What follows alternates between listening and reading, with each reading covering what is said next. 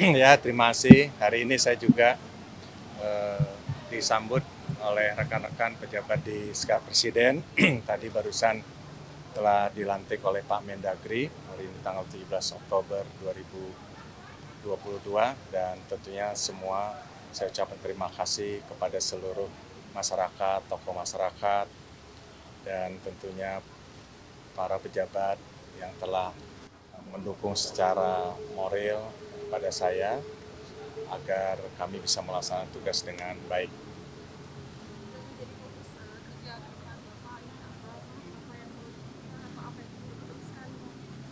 Jadi tentunya program-program yang dirasakan untuk masyarakat langsung tentunya akan kita agendakan di dalam pembahasan APBD 2023 yang mungkin dalam waktu dekat akan kita bahas.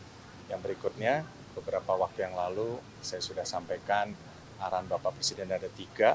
Tiga itu udah kerjanya udah waduh luar biasa. Jadi harus kerja dan kerja turunan dari penanganan banjir, turunan dari tata ruang, dan tentunya bagaimana mengurai kemacetan. Nah, kalau banjir itu kan ada tiga, banjir rob, banjir hujan yang memang masuk ke area Jakarta, banjir kiriman. Nah, nanti sore saya akan bertemu dengan Pak Menteri PUPR terkait dengan banjir kiriman yang memang harus terbebankan di DKI.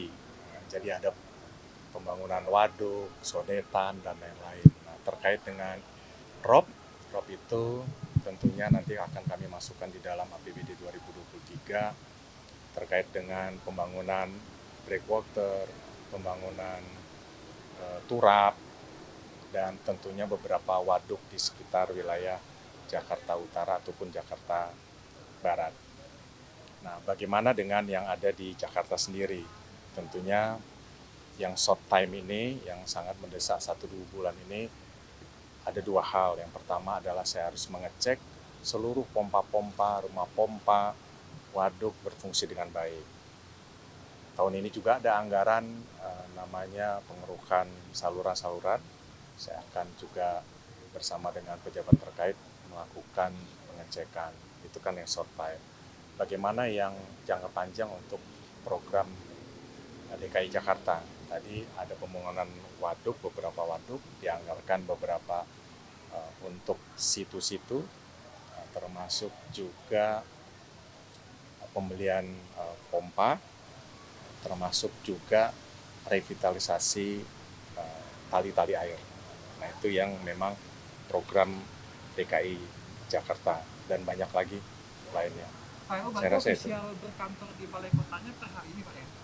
Ya, per hari ini. Dan ada Pak Deputi, ada Bu Deputi. Jadi tugas sehari-hari Pak Deputi, Pak Bey, Bu Deputi, Bu Rika untuk kegiatan sehari-hari memimpin rapat dan yang lain. Tentunya ada hal-hal yang memang harus kami bertiga mengambil sebuah keputusan seperti langkah-langkahnya Bapak Presiden terkait dengan G20 itu nanti kami bersama Pak Deputi dengan Bu Deputi. Toh bisa secara virtual. Hari-hari nanti beliau-beliau yang melaksanakan tugas di sini. Hari ini padat ada paripurna sampai jam 15. Setelah itu saya meminta kepada Pak Menteri PUPR untuk saya menghadap beliau meminta saran dan koordinasi dan kombinasi dan apa yang saya harus lakukan, pemerintah daerah apa yang harus dilakukan dan bersama-sama dengan Kementerian PU. Besok ada pengarahan 600 pejabat DKI. Setelah itu saya ada beberapa ke wilayah, ada itu ke Waduk Pluit, ada itu ke Sungai Sintiong dan seterusnya. Padat sampai 1 minggu ke depan sudah keliling terus. Ya doakan saja mudah-mudahan bisa sehat selalu. Oke. Artinya untuk fokus pekerjaan di sana udah dibicarakan juga ke Pak B, ke tim yang ada di sini Pak? Udah bertiga udah. Ya, mudah-mudahan pasti berjalan dengan baik. Mungkin komentarnya Pak Deputi. Pak B gimana Pak? Akan melanjutkan utamanya fokus di G20 nih Pak? Iya, selama ini kan sistemnya sudah berjalan baik, jadi sudah tidak masalah. Jadi mesin birokrasi sudah berjalan. Jadi Artinya Pak Heru menjadi PJ Gubernur DKI itu bisa kami putuskan bertiga, ataupun kalaupun perlukan sekarang sudah seberapa virtual segala macam. Jadi tidak masalah. Ya, semuanya bisa dikoordinasikan, bisa dibicarakan, bisa dikerjasamakan. Bu Deputi. Selama ini mekanisme kerja kita sudah terbangun dengan baik.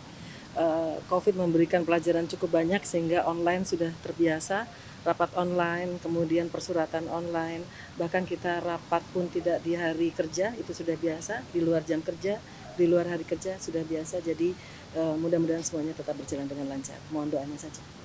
Pak Heru, Ya, tapi terima ini kasih. juga jadi pertanyaan nih, siapa sih pengganti Kasatgas pengganti Pak Heru? Kalau ini, Mbak, dalam pandangan kami, jadi kenapa Pak Heru dipilih menjadi PJ Gubernur DKI itu kan karena jabatan eselon 1 ini. Nah, jadi artinya karena kinerja beliau sebagai Kasetpres, jadi ya tidak perlu diganti, tinggal hanya dijalankan saja di dalam seperti apa. Yang penting kan Pak Heru menjadi PJ Gubernur DKI tidak mengganggu pelayanan kepada Bapak Presiden dan Ibu Negara, dan kami jamin tidak akan berubah. Itu sama standarnya, kita udah punya standar, jadi kami yakin tidak akan ada perubahan. Jadi tidak perlu diganti. Jadi kan tadi juga makanya saya sebutkan, kami hanya menyampaikan selamat kepada Pak Heru sebagai PJ Gubernur DKI, tapi kami tidak mau melepas. Ya, ya itu aja. Tapi sepenuhnya nanti 2 tahun ke depan itu berperan Pak Heru masih bisa kayak ngasih advice ke timnya Pak B, apa betul-betul Pak Heru akan fokus di PJ aja nanti? Ya tentunya fleksibel aja. Jadi tidak perlu kaku-kaku cuma misal Pak Heru pun misalnya sibuk kan bisa ada saya, ada Bu Deputi, Bu Rika. Jadi artinya keputusan yang kami buat itu sudah atas nama Sekretariat Presiden. Jadi tidak perlu kaku harus ke Pak Heru semua, enggak juga. Yang penting kan kecepatan pengambilan keputusan tetap dilakukan, dan kami sudah menghitungkan artinya risiko-risiko itu kami perhitungkan. Jadi insya Allah sih tidak akan berubah, tetap sama pelayanan kepada Bapak Presiden dan Ibu Negara. Karena kan tugas Sekretariat Presiden itu pelayanan kepada Presiden dan Ibu Negara dalam protokolan, peliputan, dan pelayanan lainnya. Gitu aja. Pak Heru Cukup. akan dibantu Pak B. Ya, selama ini bertiga terus. Dan juga para Ya, para Karut ada. Ya, oke. Baik, Terima kasih. terima kasih, Ada Pak. acara lagi. Terima Terima kasih. kasih. Mas. Ya.